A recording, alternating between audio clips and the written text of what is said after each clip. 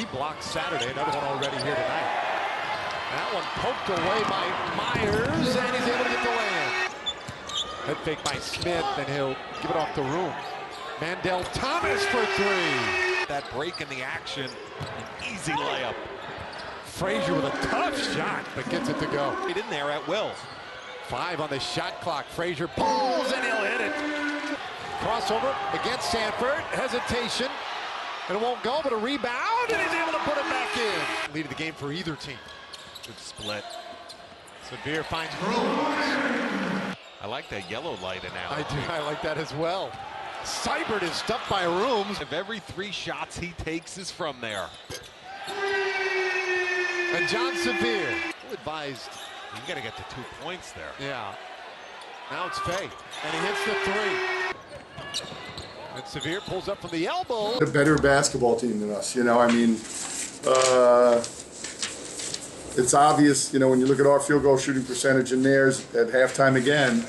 I said to the guys, you know, we're in this game because we're doing some of the little things well. It's the only reason we're down 3. They're shooting 57%. We're not guarding the basketball. But we were making some effort plays, but then in the beginning of the second half, they came out, took the fight to us. We didn't respond, and when you look at 1 for 10, 3 for 13, 4 for 14, you know, look, you're just not going to win basketball games that way.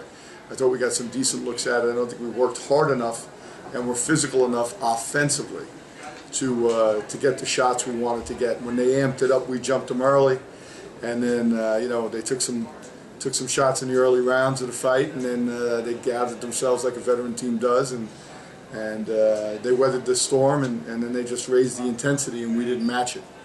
So you know, look, they're a good basketball team. We got some things we got to continue to work on, obviously, and we're taking care of the basketball. We get more shots up than our opponent, but right now our shooters are really struggling, and that's obviously an issue. The most important stat, I grew up on defense and rebounding, but the most important stat is offensive field goal percentage in the game of basketball, and right now ours is horrible. So things to work on. On the defensive end, you went man, you went zone, but nothing was working. I don't know what else to do. Is there a third thing to do? You can go half a possession man, half a possession zone. We used to do that, but yeah, no, I mean, and it just seemed like the ball always ended up in the hands of one of their shooters in zone. I think you know, our blitzes were soft, so we didn't really go after them and after the ball, and in turn they were able to throw some great passes out of it. So yeah, but they made some timely shots. You know, I mean, it was at 13 so long. 13's just, it's a tease. You know, because you're 2 possessions away from putting the pressure on them. You know, get it to 7, and all of a sudden then the pressure goes on them a little bit. We just couldn't get ourselves over the top. Talked about last week, a few days ago, physical, going through players. I feel like they were a little better at that, but not good enough in my opinion. I mean, you know, Mandel Thomas went up, tried to dunk the ball. I said, man, that's the first time I've seen you do that in about a month. He used to do it all the time. And, you know, that's the aggressiveness. It's not just him. Brian Smith, you know, they got to just start taking the ball to the rim, play through contact, and be tough enough to finish on this level, especially in the A-10. I said to them, guys, that's why this is a great league. Boom, St. Louis. You know, now I go home and I watch the tape of St. Louis. It's amazing I don't drink more, right? So I'm going to go home and I'll watch this game, and then I'll watch St. Louis. The good thing was they played each other last week, so I got to see that game. And then tomorrow we'll come in here, we'll meet, we'll watch a lot of film with the guys, and we'll shoot some free throws and walk through a few things, but we won't go hard and live because we got to get ready to go Saturday. And St. Louis is bigger, more physical, and really tough at home. So it's going to be a great challenge, but that's A-10 basketball. How do you feel about Rome's game today? Tremendous. I apologize to him on behalf of the rest of the team. I mean, he goes and gets 15 and 15. He plays as hard as he did, and we waste a great effort because we don't get that. You know, we've been getting 2 good efforts, or 2 solid efforts most night, and searching for the third. Tonight we got 1, and we didn't even have a second solid effort. And that was the difference between us being able to hang around.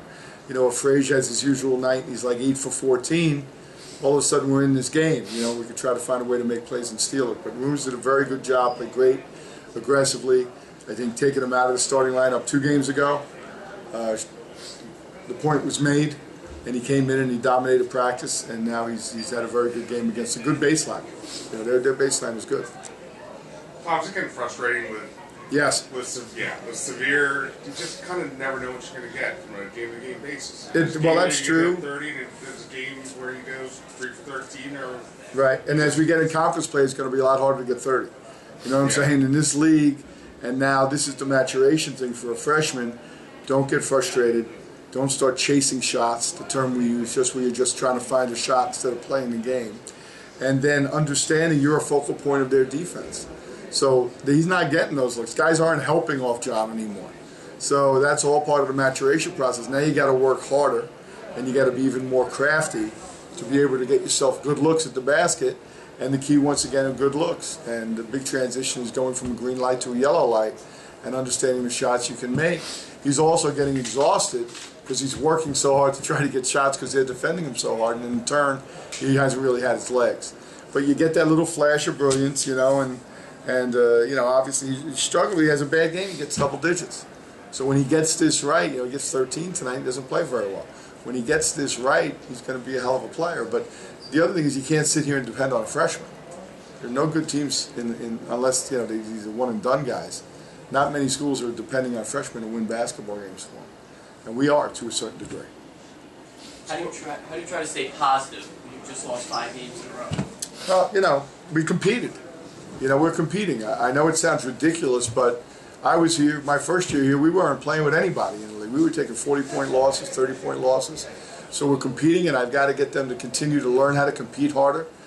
We have to obviously, through recruiting, upgrade our talent level on the floor, and that's the number one thing, and I think we're doing that.